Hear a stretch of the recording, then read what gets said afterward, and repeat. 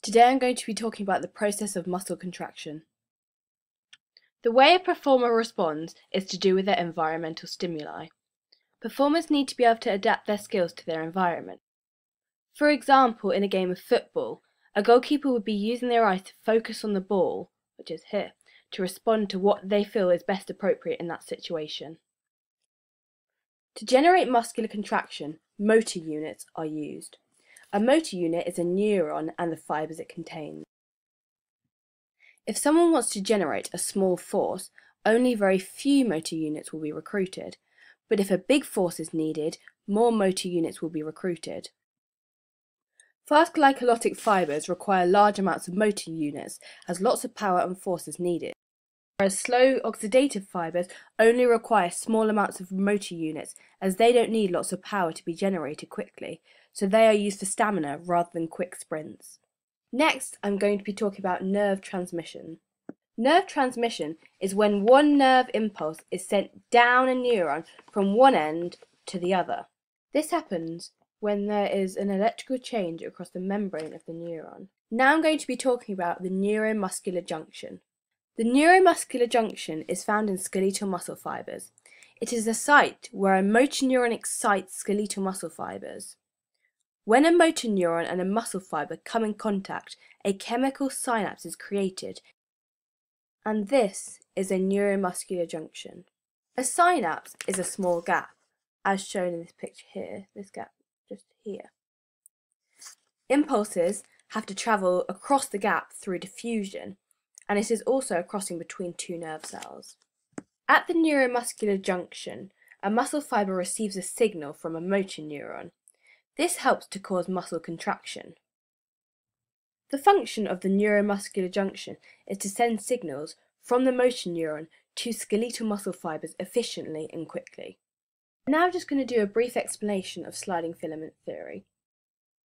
Sliding filament theory is due to contractions of muscles. Actin and myosin filaments bind and then slide over one another, which results in contraction. A sporting example of this happening is in netball if someone wanted to throw a chess pass to another player.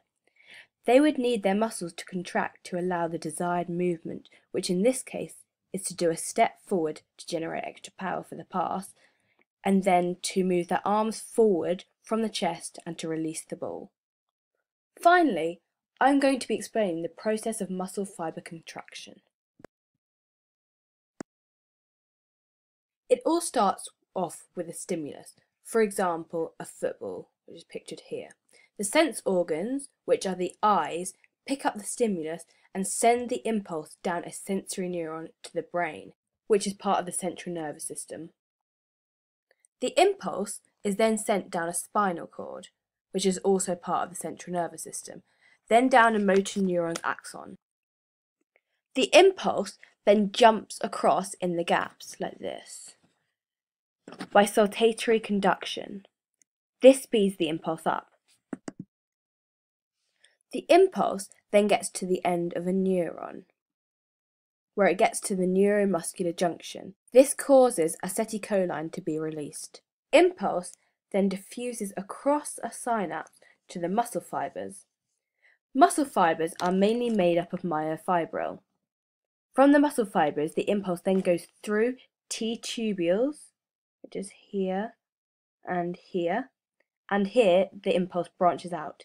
As you can see, it's branching out here. This triggers the release of calcium from the sarcoplasmic reticulum. The calcium ions then go to the active binding site, which is up here, which are at the moment are blocked by trypomyosin and troponin. The calcium ions then bind to the troponin, which then displaces the trypomyosin. So the calcium go over and bind to it, which then displaces the trypomyosin. This therefore means the actin is unblocked, meaning the myosin can then bind to it. Myosin then starts to use ATP, which is energy, and converts it into ATP add phosphate. This causes the myosin head to extend, and attach itself onto the binding site on the actin. This forms a cross bridge. The myosin can then pull the actin filaments. This shortens the sarcomeres. Sarcomeres are divided up by Z lines, which are here and here. In the middle of sarcomeres there are A bands, which are made up of myosin and actin. The section for A bands is from here to here. There are also things called I bands, which are found on either side of the Z lines, so from here to here. H zones are found within A bands. So if A bands are here from here to there, H zones are from here to here. During a contraction, H zones and I bands shorten, but A bands don't change their length. After the cross bridge has been formed between actin and myosin, the myosin can then pull on the actin.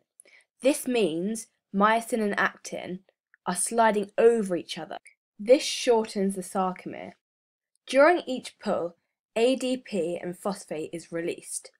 The myosin keeps needing to have more ATP to then grab onto the next branch to perform another pull. Myosin uses the ATP to make its way along the actin filaments, and it pulls on it, meaning that they are being pulled together. The pulling together of the myosin and actin results in muscle contraction. The myosin remains attached to the actin until more ATP binds, freeing the myosin to either do another pull or to remain attached. This allows the muscle to therefore relax. If calcium is still present, the cycle will repeat again.